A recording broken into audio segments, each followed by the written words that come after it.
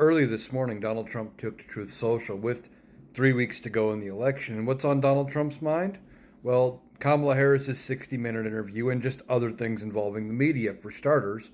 And he was on rambling and ranting about 60 Minutes interview and how he's still mad about how they edited one of their trailers for the thing. And then you actually watch the program and you see they spliced answers to different questions together, and he's mad about that and how he claims they were doing it to prop her up, make her look better, etc. And then he went on to blame her for not accepting the original Fox debate on September 4th when she said she would never do that debate until after they had their ABC debate.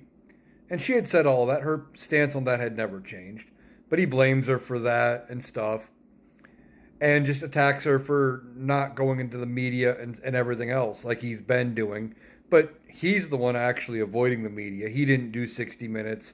He's kind of hiding himself away, not doing anything but friendly programs and friendly interviewers, etc. Beyond that, he was talking about Kamala Harris's released medical report, which indicated she had allergies, which sometimes manifests as like a slight rash. And he's like, these are serious medical conditions and they should disqualify her from running. Should she even be running? What's up with this? I don't have these issues. And then he on a ramble talking about how he's passed these cognitive tests. Again, the types of cognitive tests he's talking about are the type you give somebody who you suspect of having dementia or other mental impairment. Remember 4 words. 5 minutes later, you ask him, what were those 4 words I told you? Things like that. And he brags about acing these tests. And you would tell somebody, regardless of how well they did, that they passed those tests. That's just how that works. Well, then he goes on later today, and he was back on Truth Social saying, my health report is fine. I'm in perfect health, but Kamala Harris, she needs to not run. She should be disqualified immediately. Well, Donald Trump hasn't released his medical records. He claims that his medical records show he's in perfect health, but we only have him to believe for that, and well, I don't buy that.